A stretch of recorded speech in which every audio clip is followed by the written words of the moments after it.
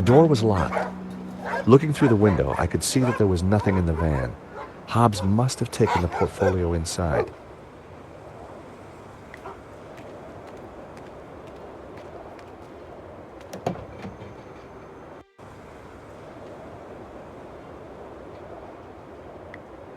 Slasher!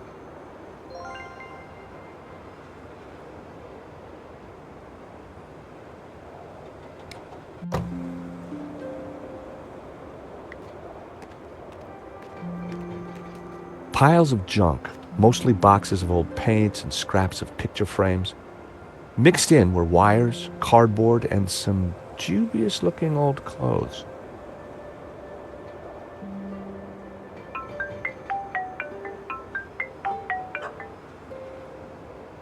George Stobart. Ah, Monsieur Stobart. I trust you have obeyed my instructions not to leave Paris. Of course, Inspector. Good. You clearly know which side your cookie is buttered. Now, I require your presence tomorrow at the murder scene for a reconstruction. I see. 12 o'clock sharp, monsieur. Or, as you would say, high noon. Sure.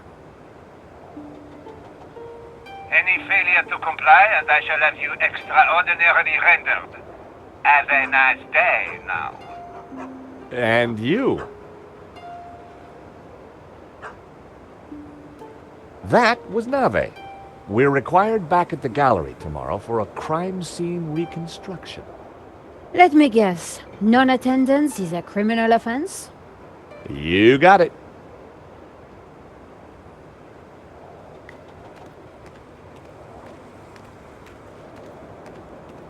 The large dumpster was full of garbage.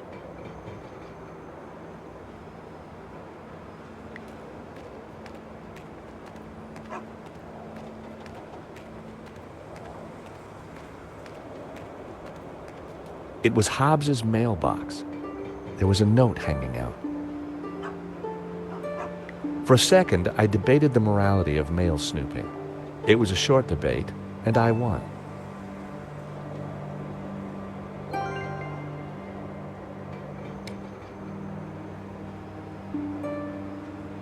I decided to open the letter. Dear Mr. Hobbs, due to previous incidents, we are writing to inform you that we will no longer be sending models to your address. It went on to discuss Hobbs's temper and other alleged infractions, some of which still carry the death sentence in certain less sophisticated cultures. Interesting. This could come in useful. Whiskey. Whew, very strong stuff.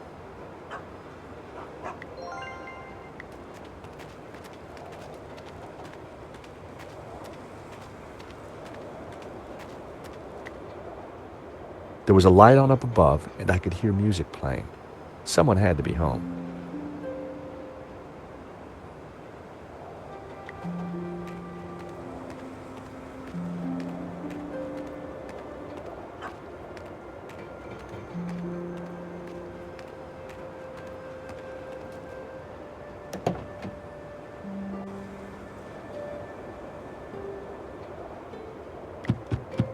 Not a sound.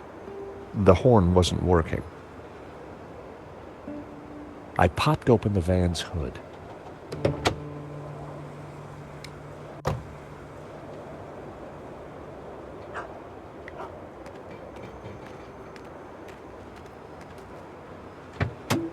The engine was held together by rust and dirt.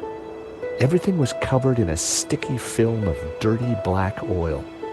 Half the wiring wasn't connected to anything. It was clear why the horn hadn't made a noise. Neither hornpipe was connected to either the battery or the cab. It was the van's engine. I didn't really have any reason to sabotage it. It was one of two horns in the van. It didn't seem to be connected to anything else under the hood. Two wires hung loose from it. It was the van battery. I needed to hook this up to the horn somehow. It was one of two horns in the van. It didn't seem to be connected to anything else under the hood. Two wires hung loose from it. A bundle of wires came into the engine bay from the dashboard. Many of the wires seemed to lead nowhere.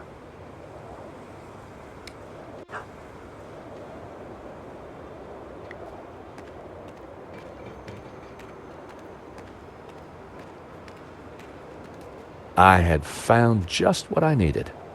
2 lengths of wire.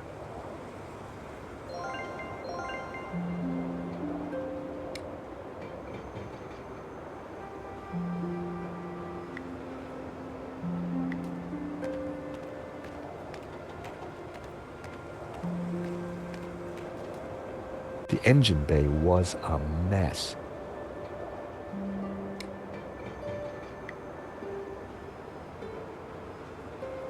I connected the wires from the cab to the horn.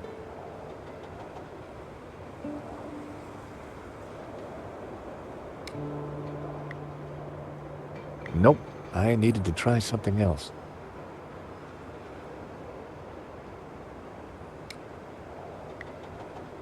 There was already a wire connected to that terminal.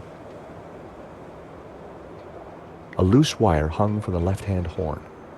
If I had some spare cable, I could connect it to the wires from the cab.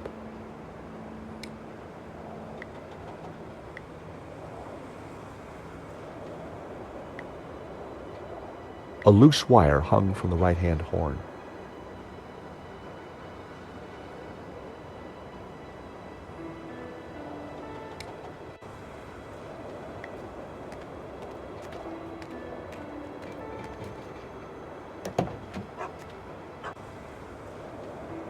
The horn wasn't working.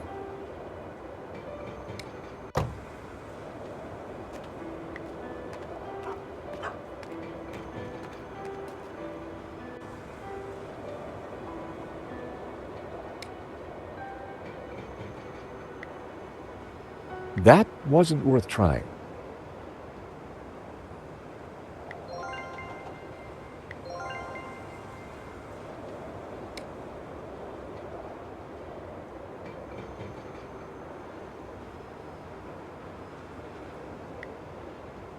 I connected the wires from the cab to the horn.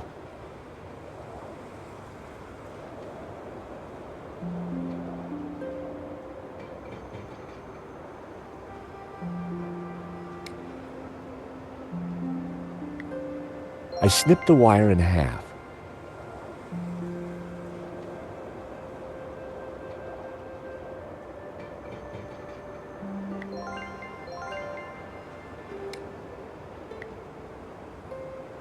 There was already a wire connected to that terminal.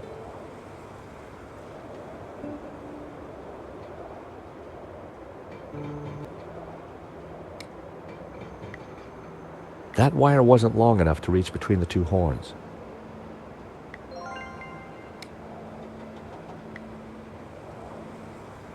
I connected the wires from the cab to the horn.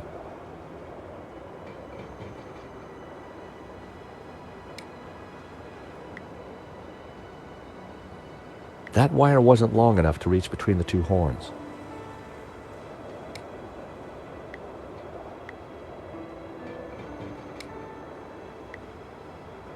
There was already a wire connected to that terminal. I'd connected a wire from the left horn to the wiring from the cab.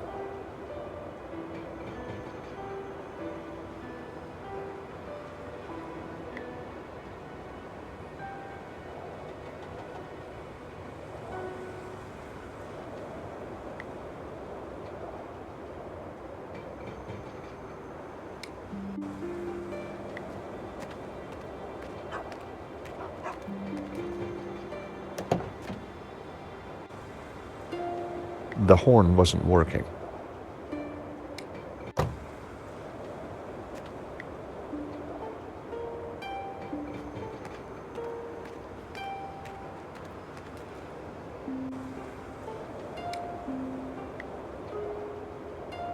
The wire was just long enough to connect the battery to the horn. Everything was wired up. The horn had power.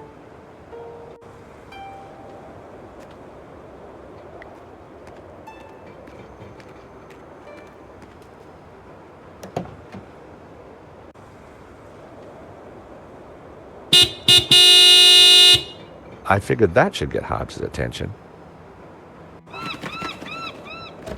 All right, hold your blooming horses. What are you up to with my van? Hello there. We fixed your horn. So I hear. Now what are you doing in my yard?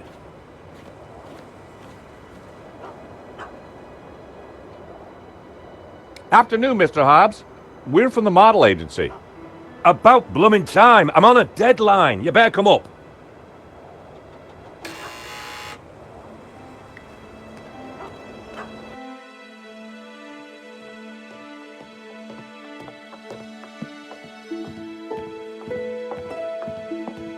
About time you two showed up. Hello, Mr. Hobbs. I was just wondering if... Can it, Goldilocks? I don't have time for chit-chat. Just get undressed behind that screen. Undressed? That was the deal. An extra 20 quid because I need you with your kit off. The studio was freezing. And as for you, darling, no need to get undressed. I've got a vivid imagination, so I'll just use that.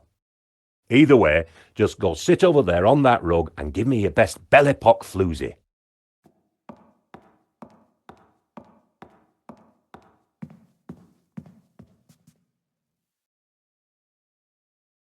That's perfect. Just hold it there. Nico made for a good distraction. I just needed to figure out how to get a look inside that portfolio.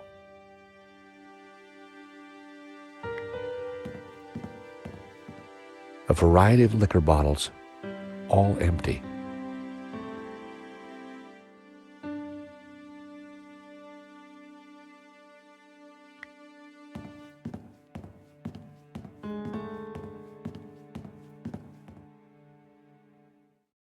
Wow, an old Bofson Wang stereo. I hadn't seen one of those for years.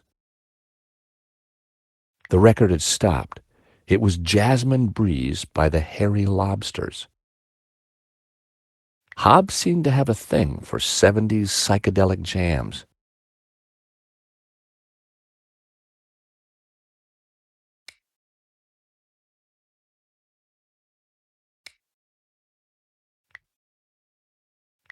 It didn't seem quite right.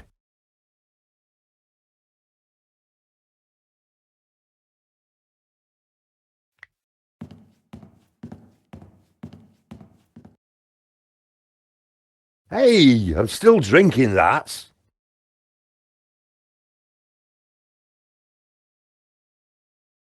Hobbs had loosely sketched a young couple and an elderly lady sitting next to an overturned picnic basket.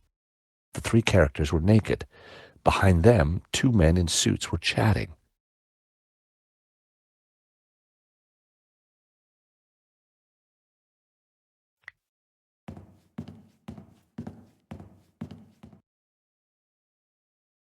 Hi, what do you think you're doing? Oh, sorry. I was just going to take a look at some of your pictures. You're very good. I know, and that portfolio is private. I'm not paying you to gawp around my studio. Get your blooming clothes off! Sorry.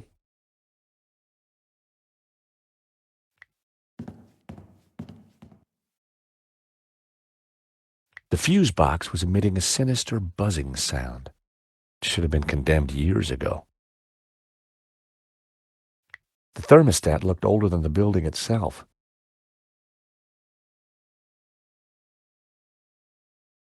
It was a shaky old elevator that would once have lifted goods between the floors.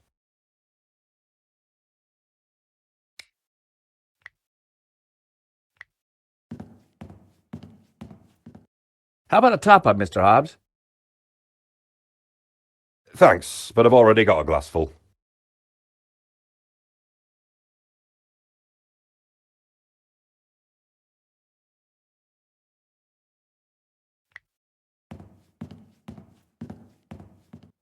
Excuse me, Mr. Hobbs.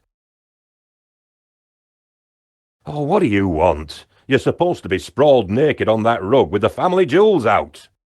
Yeah, well, about that. Could I just ask you a couple of questions first? Blow me. A model who's shy and chatty. It must be my birthday. I hear you did the restoration of that painting that got stolen recently in Paris? I might have.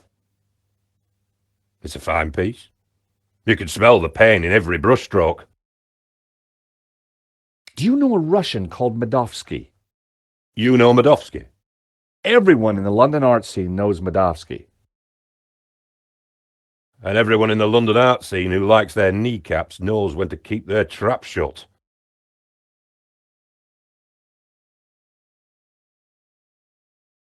Excuse me, Mr. Hobbs. What now? So, what's in the folder that you're so touchy about? Little boys should keep their noses out of other people's business. Understand? Totally. I have got my eye on you, pal. Yeah, about this naked, sprawling... Oh, what's up? Afraid of the shrinking effects of a cold warehouse? No, it's just... First time? A little embarrassed? Well, if it helps, we can all get naked. No, definitely not. Well then, what are you waiting for? Let the monkey see the nuts. We had a saying in the Stobart family. If a job's worth doing, then do it with your pants on. But I thought you were a restorer, but you're working on this painting from scratch. Well, yeah. Look, some clients want a painting that they don't own, restored from scratch, if you know what I mean. No, I don't. Don't worry, sunshine. Ignorance is bliss. Tell me more about La Malédiction. Why all the interest in that picture? We're not at the Slade now, Sonny Jim. Are you sure you won't talk about Medovsky? Are you deaf? I already told you to drop the subject. I have a letter for you, Mr. Hobbs. From the model agency. Bane in my life, models. Speaking of which, why have you still got your clothes on? I'll let you get back to your painting. You're too kind.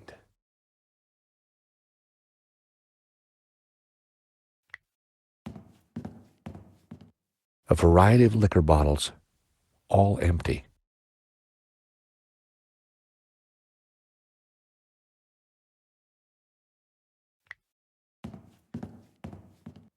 I didn't need to sit. It was time for action.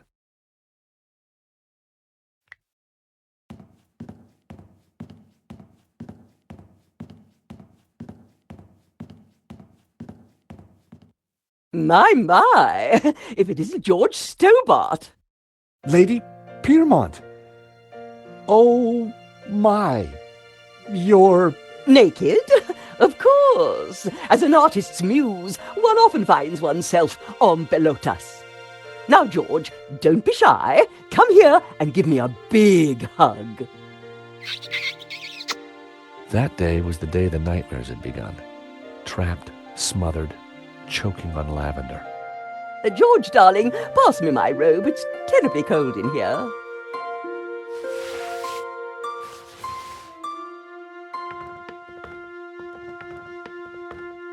Oi, what are you doing with a blooming robe on? God help me, but you're supposed to be naked. I've got a deadline to meet. Well, you won't be meeting any deadlines with manners like that. And besides, it's freezing in here.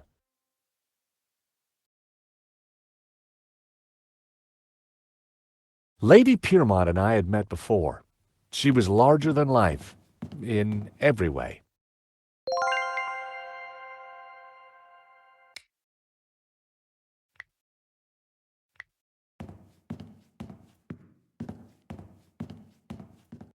How about another whiskey? Oh, don't mind if I do.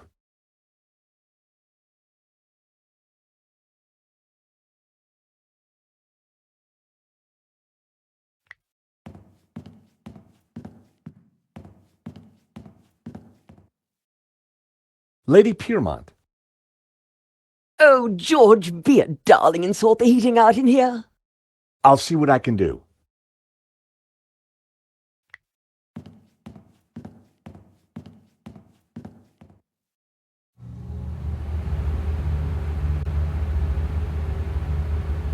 Hey! Leave that dial alone. Sorry, but Lady Piermont is cold. I thought... Look, pal, I know it's brass monkeys in here, but the wiring in this building is ancient, and the fuse box won't take it. Her Majesty will just have to get used to chapel hat pegs. Lady Piermont, Mr. Hobbs won't let me turn up the heating. Well, we'll soon see about that. Oh, crumbs. If you do not adjust the heating, I shall refuse to cooperate. Lady Piermont, it's the circuits. They won't take the strain. You know what old buildings are like. In which case, I see no reason for this session to continue. Whoa, Lady Piermont, let's not be too hasty. I'm sure I can accommodate your needs. Good. Perhaps you can start by letting George here turn up the heating. Oh, go ahead then, but be careful. The power in here is temperamental.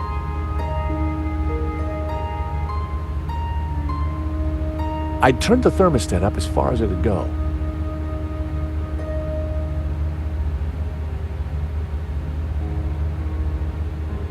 I wondered if the suspicious wiring could be used to my advantage.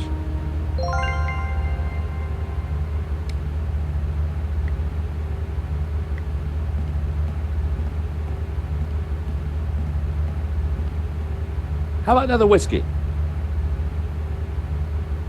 That's smashing. Pour away.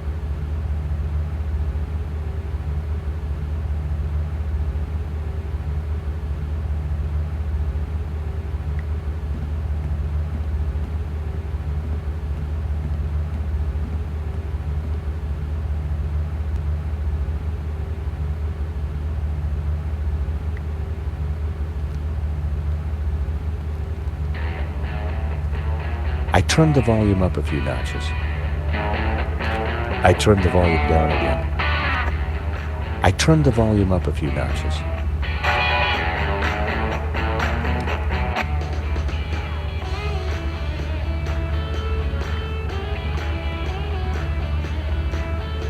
A word, if I may, Lady Piermont. For you, George, I'm all ears. How can I help? How did you come to be working with Mr. Hobbs? Wheresoever a bohemian needs a helping hand, George, mine is always at the ready. And what better way to help than to expose one's flesh to the sensuous brushstrokes of such a talent? Do you know anything about a stolen painting called La Maledicción? Oh, is this another of your adventures, George? How delicious. My heart's a tremor, George. Do you think Wilf is mixed up with this? Maybe, but I need you to act normal until we're sure. Mum's the word, Georgie. Can you keep a secret, Lady Piermont? I am the very soul of discretion, as you know. You see that portfolio by Hobbs's table? We need to take a peek inside. Be still, my beating heart. Just give me the nod and I'm putty in your hands. So what have you been up to since our last encounter, Lady Piermont? Charity work, dear boy. Oh, any particular kind? Young men, George. So many have lost their way. I try to guide them best I can. That's all for now. It was a shaky old elevator that would once have lifted goods between the floors.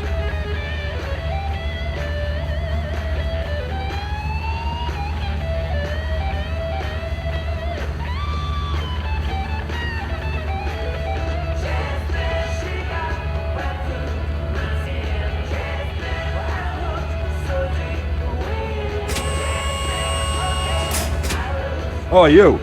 Get down from there. You'll trip the power in the whole building if you're not careful.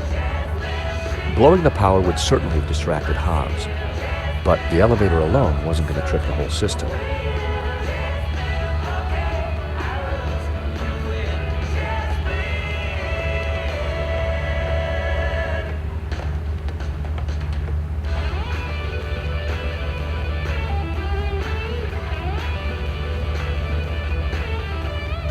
A word if I may, Lady Piermont.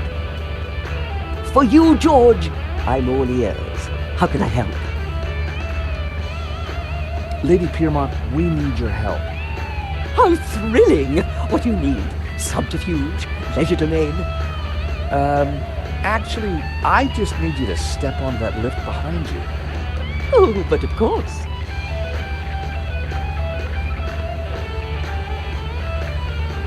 Is this good, George, darling? Perfect. Now, just stay right there.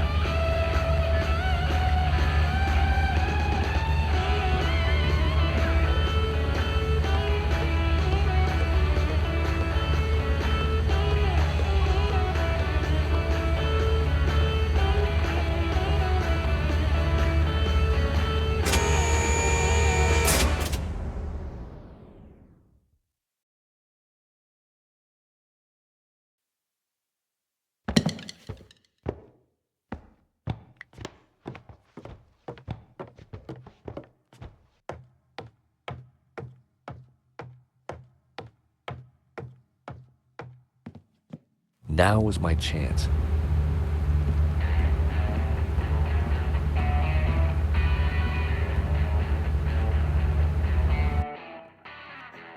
It was one of Hobbs' sketches.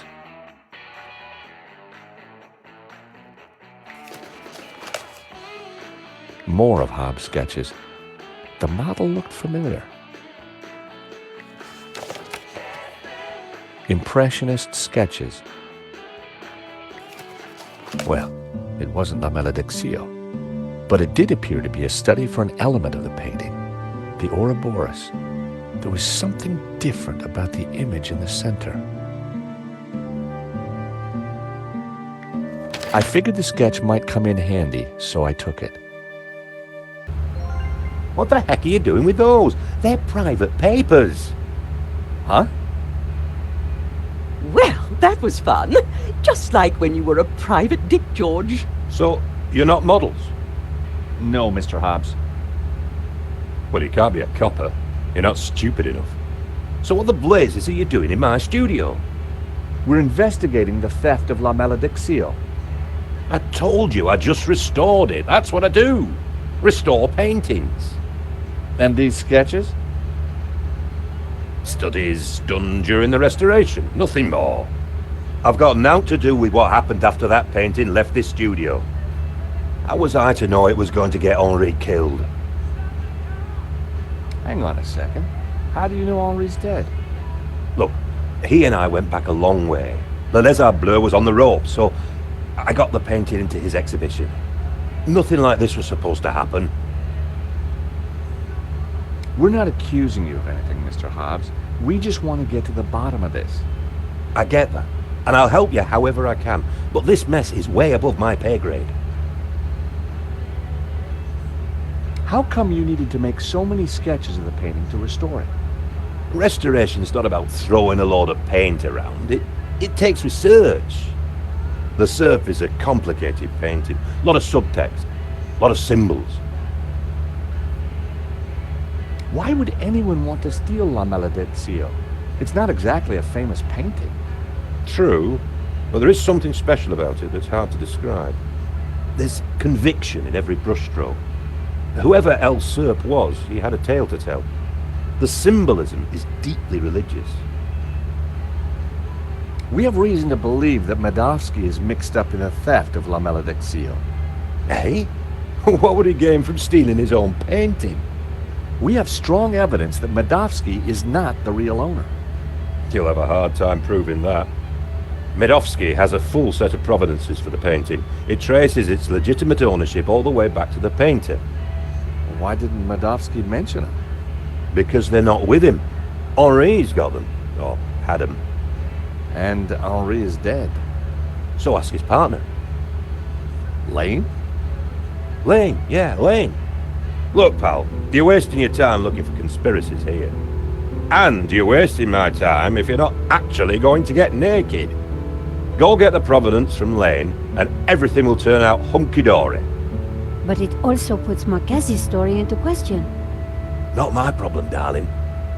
Now both of you, get lost. I've got a painting to finish. and we have a critic to interrogate. Someone's lying, but who? Is it the gangster or the old Spaniard? The painter or the art critic? I need to head back for Nave's reconstruction. What about the evidence from Medovsky's house? Will you give it to Nave? I think I should. And I can put the squeeze on Lane. Ask him about the provenance.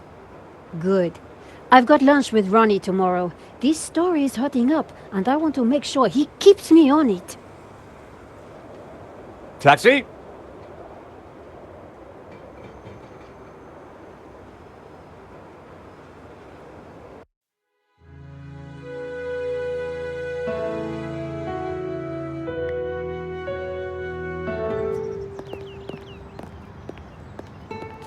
Here I was again at the crime scene. Inside the gallery, I could see lots of activity. Nave preparing for the reconstruction, no doubt.